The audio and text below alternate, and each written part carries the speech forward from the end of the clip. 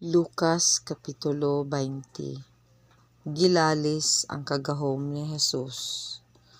Usa ni anak kaadlaw, samtang si Jesus nagpanudlo sa mga tao sulod sa templo ug nagwali sa maayong balita, ang mga saserdote nga punuan ug mga eskreba kauban sa mga ansyano miduol ug miingon kaniya, "Tug-ani kami, pinaagi sa unsang kagahom gibuhat mo kining mga butanga o kinsa ang naghatag kanimo niining maong kagahom?"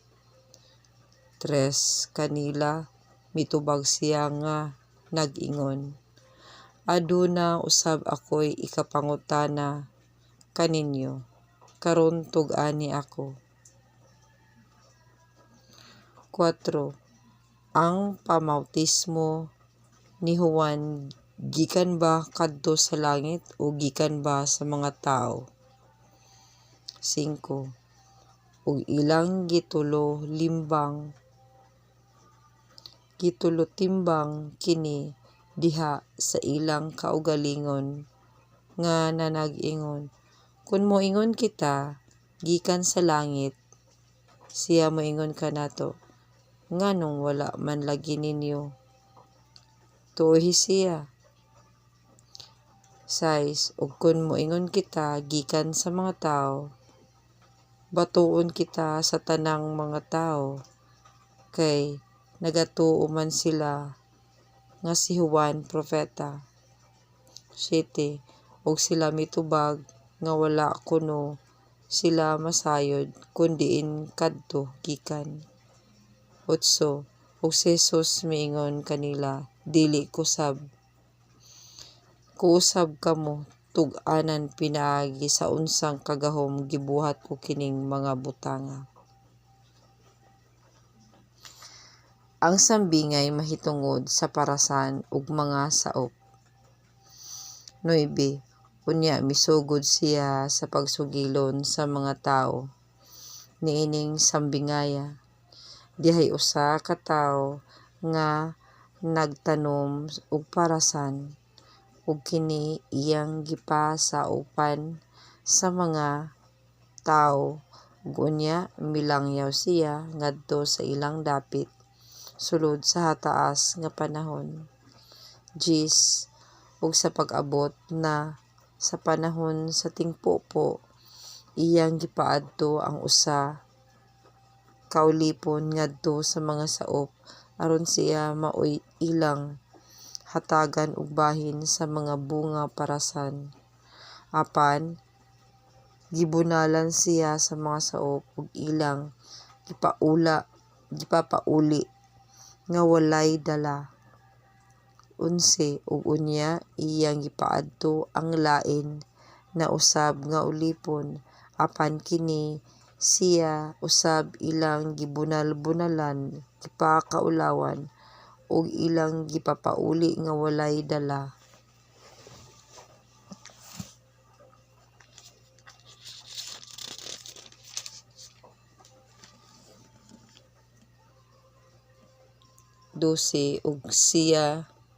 Ug iya pang gipaadto ang ikatulo, apan kini ilang gisamaran ug gisabog ngadto sa gawas.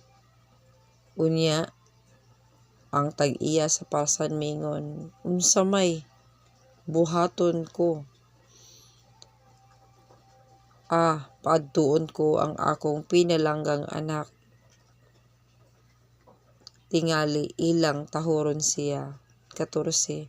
Apan sa ilang pagkakita kaniya, ang mga saop nasig-ingon ang usa sa usa, "Kini mao ang manununod, patyon ta siya, aron maato na ang kabilin."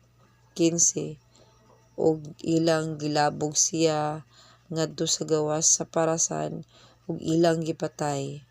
Nan, unsay may buhaton kanila sa tag-iya sa parasan. 16 iyang adtuon ug pamatyon ang maong mga saop ug ang parasan iyang ihatag ngadto sa uban sa pagkadungog nila niini sila mingon, "Palayo ka na." 17 apan gitutukan sila niya nga nag-ingon, "Nan, unsa man lang di ay kining nahisulat. Ang maong bato nga sa mga magtutukod gisalikway nahimong ulohang bato sa pamag-ang." 18 ang tanan nga mahulog sa ibabaw niining batoha mawatas-watas apan bisan kinsa nga mapusdakan niini mapulpog siya. Ang bayad o buwis kang Cesar. 19 ug ang mga skreba ug ang mga saserdote nga punuan misulay sa pagdakop kang Hesus niadtong tungora apan nahadlok sila sa katawhan kay nasabot man ugod nila nga sila mao ang gitumong niya sa iyang pagsugilon sa maong sambingay. 20 og ilang gibantayan siya og gipaadtuan nilag mga maniniid nga nagpakaligdong sa ilang pagkatawo aron unta ilang mabitik siya pinaagi sa iyang isulti aron ilang ikatug-an siya ngadto sa kagahom ug sa pagbulotan sa gobernador. 21 ug siya gipangutana nila nga nag-ingon, "Magtutudlo kami nasayod nga ikaw nagasulti ug nagapanudlo sa matarong ug nga ikaw walay pinalabi hinunua sa pagkatinuod nagatudlo sa dalan sa Dios." 22 uyon ba sa balaod ang pagbayad namog buwis kang Cesar o dili ba? 23 apan siya nakasabot sa ilang lipat-lipat ug mingon kanila. 24 pakita akong kwarta. Kang kinsa man kining dagway ug ang nahisulat niini. Sila mitubag nga kang Cesar.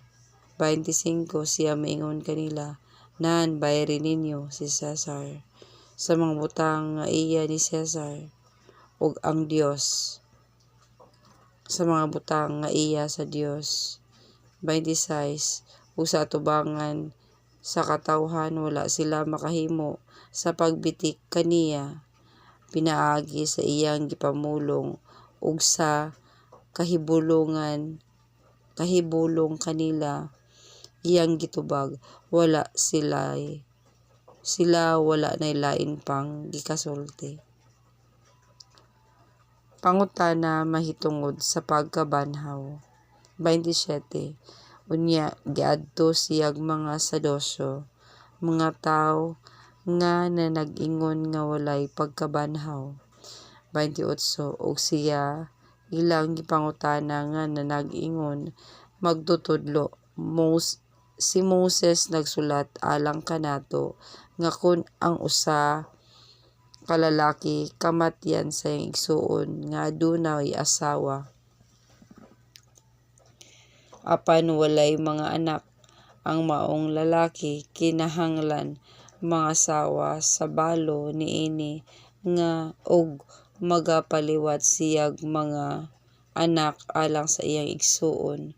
29 karon dihay 7 ka mga magsuon nga lalaki ang kamagulangan nangasawa ug unya namatay nga walay mga anak ug ang ikaduha 31 ug unya ang ikatulo nangasawa kaniya ug maingon man silang tanan nga 7 namatay nga wala magbilin ug mga anak.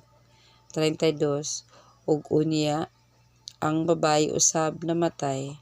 33 sa pagkabanhaw ni kinsa man mga maasawa ang babayi kay silang 7 nakaasawa man kaniya.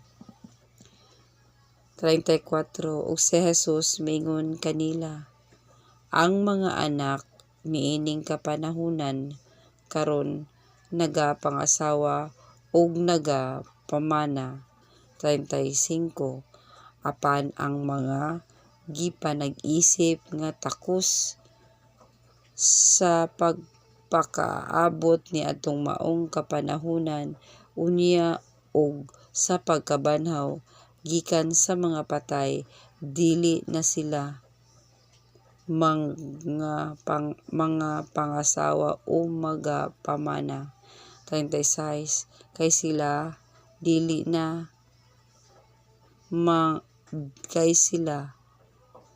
naman mamatay sanglit kasama naman unya sila sa mga manulunda ug mga anak man sila sa Dios, ingon nga mga anak sa pagkabanhaw. 37 ug nga pagabanhawon ang mga patay ang mga nangamatay bisan gani si Moses nagpadayag diha sa asoy mahitungod sa kahoyng talunggon din ang Ginoo iyang gitawag nga mao ang Dios ni Abraham ug ang Dios ni Isaac ug ang Dios ni Jacob. 38 siya dili Dios sa mga patay kundi sa mga buhi kay alang kaniya ang tanang tao kinabuhi. 39 ug ang pipila sa mga eskreba mitubag magtutudlo maayo ang imong pagkasulti. 40 kay wala naman ugod sila'y gipangahas pa sa pagpangutana kaniya. Pangutana mahitungod sa anak ni David. 41 apan siya miingon kanila, unsaon ba nila sa pagkaingon nga si Kristo anak ni David? 42 kay si David na gayud mao ang nagasulti diha sa basahon sa mga salmos nga nagaingon, ang Ginoo miingon sa akong Ginoo, lumingkod ka sa akong tuo. 43 hangtod ang imong mga kaaway mahimo nga tumbanan sa imong mga tiil. 44 bisan si David nagatawag diay kaniya nga Ginoo, busa unsaon man niya pagkahimong anak ni David. Ang mga eskreba gisaway ni Jesus. 45 ug sa sinultihan nga madungog sa tanang tao siya miingon sa iyang mga tinud-an. 46 likayi baya ninyo ang mga eskreba nga mahigugmaon sa paglakaw-lakaw nga managsul-ob ug hatag-as nga mga biste ug sa mga pagyukbo kanila sa katahuran diha sa mga tiyanggihan ug sa labing mga maayong lingkuranan sulod sa mga sinagoga ug sa mga halangdong lingkuranan diha sa mga kumbira. 47 sila nga nagasubad sa katigayunan sa mga babaeng balo ug aron sa pagtabon-tabon niini nagahimo sila sa hatag-as.